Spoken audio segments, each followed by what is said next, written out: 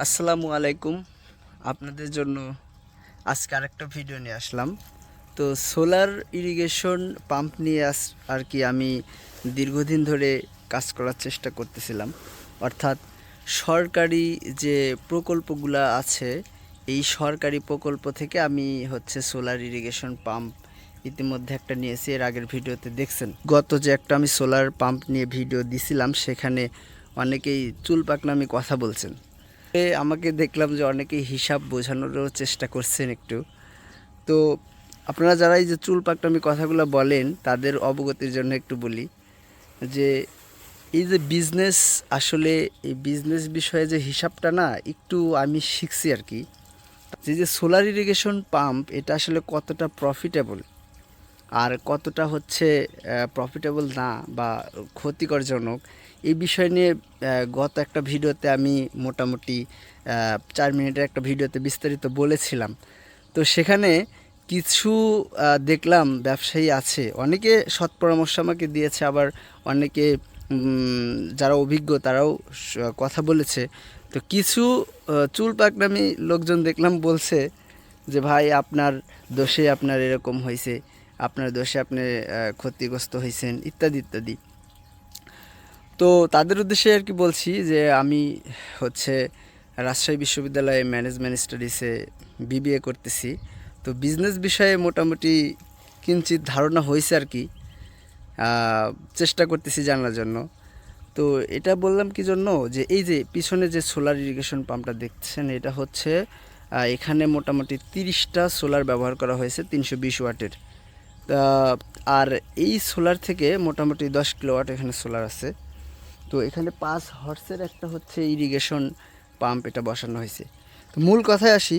মূল কথা হলো যে এখান থেকে আপনারা লাভবান হবেন কি লসবান হবেন, সেটা আপনার বিষয়। আপনাকে আমি জাস্ট তথ্য দেব, আপনি করবেন কি না করবেন সেটা আপনার বিষয়। আমি প্রথমেই কিন্তু একটা কথা বলছিলাম যে সোলার ইরিগেশন পাম্প আপনি যদি নিজ উদ্যোগে করেন, অর্থাৎ সম্পূর্ণ খরচ নিজে করেন, কখনোই এটা লাভজনক আপনার জন্য হবে না। আমি এটাকে আপনার সাথে চ্যালেঞ্জ করতে পারি। পৃথিবীর অন্যান্য দেশে এটা খুবই উদ্যোগ হারে এটা করতেছে, কিন্তু আমাদের দেশে এটা লাভজনক হবে না। সাধারণত আমাদের এই এলাকায়, রাজশাহী এলাকায়, কী জন্য লাভজনক হবে না, এটার একটা কারণ হলো যে এই যে খরার মৌসুমে প্রচুর পরিমাণে পানির প্রয়োজন হয়। যে পরিমাণ পানির প্রয়োজন হয় আর কি, সেই পরিমাণ পানি আপনার আমরা পাই না। কেন পাই না? কারণ হলো যে প্রত্যেকটা মোটরের, সোলার মোটরের একটা ক্ষমতা থাকে।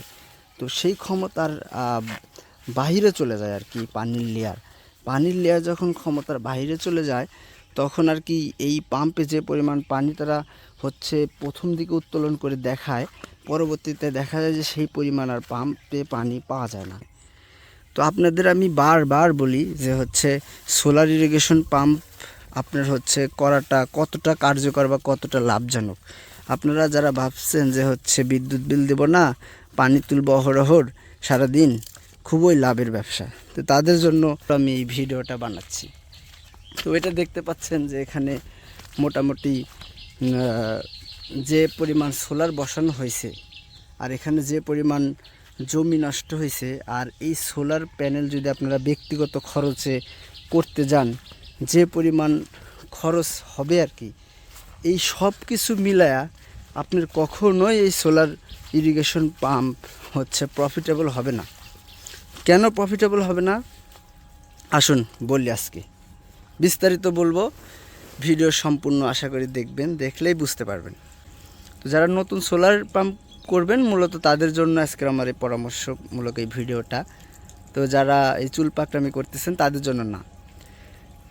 তো বলতেছি যে যদি আপনার এই 10 কিলোর একটা সেট করেন 5 হর্সের মোটর দিয়ে, আপনার ব্যক্তিগত খরচ যদি করেন, তাহলে কত খরচ পড়বে এটা যদি জানার হয়, তাহলে আপনারা কমেন্ট করেন, আমি জানাবো ইনশাল্লাহ। তো এখন বলি যে এটা কেন করবেন না। মূলত নাম্বার 1 যে কারণ, সেটা যে আপনি বিশেষ মুহূর্তে কিন্তু এটা দুর্বল, যেটা বলা হয় বিশেষ মুহূর্তে পানি পাবেন না আপনার যখন প্রয়োজন হয়। আর অনেকে ভাবেন যে অহরহর পানি, কিন্তু আপনাদের আমি দেখাবো কিছুক্ষণ পরেই যে এটার পানি কেমন উঠতেছে। এই যে এখন সম্পূর্ণ রোদ, যথেষ্ট পরিমাণ রোদ এখন, কিন্তু পানি আগের থেকে অর্ধেক হয়ে গেছে, এটা মানতে হবে। কেন অর্ধেক হয়েছে? কারণ আগে 20 থেকে 25 ফিটের মধ্যে পানি ছিল, এখন সেই পানি 40 ফিটে চলে গেছে লেয়ার। এখন আমার এই খরার মৌসুমেই তো মূলত পানির অধিক পরিমাণ দরকার, কিন্তু এই খরার মৌসুমেই দেখা গেছে যে হচ্ছে পানি প্রচুর পরিমাণে কম উঠতেছে, মানে অর্ধেক পানি এটা চলে আসছে।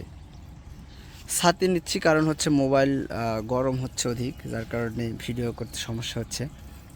তো যেটা বলতেছিলাম, যে পরিমাণ এটাতে আপনি ব্যক্তিগত খরচে করলে যে পরিমাণ খরচ হবে, আপনি 5 হর্সের যদি একটা কারেন্টের মোটর নেন, সেখান থেকে যে পরিমাণ পানি পাবেন, এখানে 10 কিলো সেটআপে আপনার তার অর্ধেক পানি পাবেন, এটা আমি গ্যারান্টি।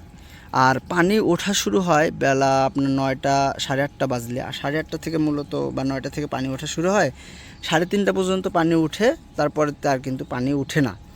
তো এই যে আপনার এই পর্যন্ত যে পানিটা উঠলো, এই পানি দিয়ে আপনার মোটামুটি ধরেন 5 হর্সের এই মোটর দিয়ে 6 বিঘা 5 বিঘা ভিজানোই হচ্ছে জুলুম। 5 বিঘা এর উপরে যদি কেউ ভিজাইতে পারেন, তাহলে তার সাথে বা তার সোলার ইরিগেশন পাম্প আমি ভিজিটে যাব ইনশাল্লাহ। তো আপনারা জানাবেন যদি এমন কেউ পাম্প থাকে যে হচ্ছে 5 হর্সের সোলার পাম্প দিয়ে আপনার দৈনিক 5 থেকে 6 বিঘা জমি ভিজাইতে পারেন। কিন্তু যদি আপনার 3 হর্সের একটা বিদ্যুতের পাম্প হয়, সেই ক্ষেত্রে কিন্তু আপনি অনায়াসে 10 বিঘা জমি দৈনিক ভিজাইতে পারবেন। তো এই যে দেখতে পাচ্ছেন আপনার, এই যে ধানগুলো করা হয়েছে মূলত এই সোলার পাম্প দিয়েই করা হয়েছে। আর এখানে যে পরিমাণ খরচ হয়েছে এই সোলার পাম্পে, সেই পরিমাণ খরচ কিন্তু উঠাইতে গেলে যে পরিমাণ জমিতে পানি দিতে হবে, ওই পরিমাণ জমিতে পানি দিতে হলে মারামারি লাগবে, কারণ আপনি পানি দিয়ে কখনোই শেষ করতে পারবেন না, কুলাইতে পারবেন না।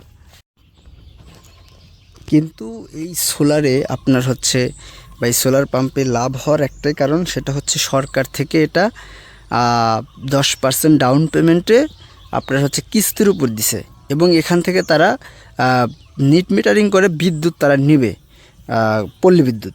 তো পল্লী বিদ্যুৎ থেকে দেওয়ার কারণে স্বল্প মূল্যে দিছে, এবং তারা মোটামুটি 50%-এর উপরে তারা ভর্তুকি দেবে গভর্নমেন্ট থেকে, যার কারণে 10 কিলো সেটআপে যে পরিমাণ খরচ হবে, সেই খরচ উঠে আসবে এবং লাভ হবে। অবশ্যই এখান থেকে অনেক লাভ হবে, যেটা আমিও লাভবান হইতেছি। কিন্তু আপনারা যদি নিজ উদ্যোগে যারা সোলার করার চিন্তা ভাবনা করতেছেন, তাদের আমি বিনীত অনুরোধ করব বা এসে ভিজিট করার জন্য অনুরোধ করব, যে যারা সোলার পাম্প করছে তাদের কাছে, যে কেউ যদি বলতে পারে যে সকাল 8টা থেকে পানি উঠবে এবং বিকাল 5টা পর্যন্ত পানি উঠবে, যদি কেউ বা কোনো কোম্পানি বলতে পারে, আমি তার সাথে চ্যালেঞ্জ রাখলাম, এবং আমি হচ্ছে তার সাথে চ্যালেঞ্জ রাখলাম, সে যা বলবে আমি তাই করবো ইনশাল্লাহ। যদি কেউ বলতে পারে, কেউ কখনোই বলতে পারবে না যে হচ্ছে 8টা থেকে 4টা পর্যন্ত পানি উঠবে। এটার হচ্ছে যে ইফিসিয়েন্সি, সেটা অবশ্যই আপনার নিজ খরচে যদি আপনি এটা করেন, কখনোই লাভজনক হবে না। আমি আবারও বলতেছি, গভর্নমেন্ট থেকে যদি আপনারা নিতে পারেন, তাহলে অবশ্যই এটা অনেক লাভ হবে।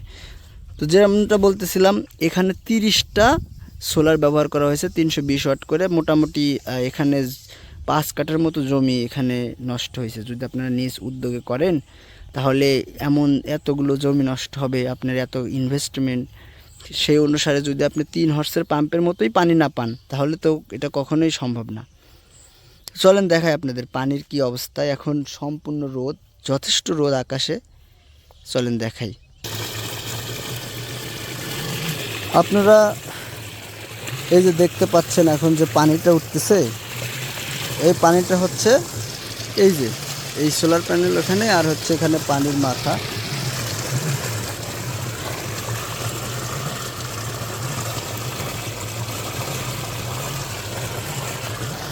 তো দেখলেন পানি এই যে খেতে যাচ্ছে।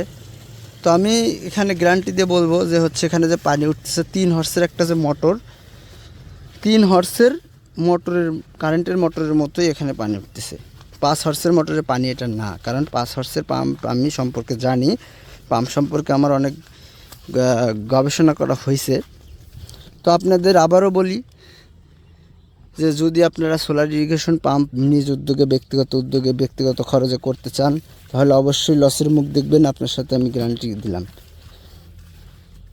কারণ আপনারা যে পরিমাণ জমিতে পানি দিয়ে আয় করার চিন্তা করবেন সেই পরিমাণ আয় কখনোই করতে পারবেন না। হ্যাঁ, যদি আপনার বিদ্যুতের ব্যবস্থা নাই থাকে কিন্তু আপনার ইমার্জেন্সি পানির প্রয়োজন হয়, সেই ক্ষেত্রে আপনি করতে পারেন। যেমন মাছের খামার থাকে অথবা আপনার নিজের 5 বিঘা জমি আছে যেখানে বিদ্যুৎ পাওয়া পসিবল না, সেখানে আপনারা এরকম সোলার ইরিগেশন করতে পারেন। যদি সরকারি তহবিল থেকে বা সরকারি খরচে আপনারা করতে সুযোগ পান তাহলে করতে পারেন। অবশ্যই এটা খুবই লাভজনক হবে আপনার জন্য।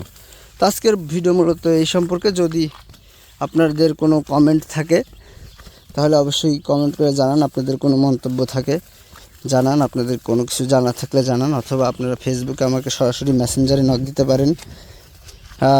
বাদশা শেখ লিখে ফেসবুকে সার্চ করলেই পাওয়া যাবেন।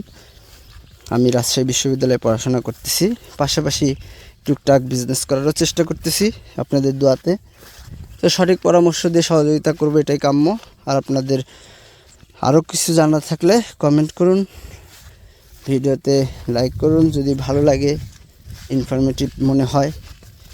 তো এই ছিল মূলত আজকের ভিডিও। আসসালামু আলাইকুম।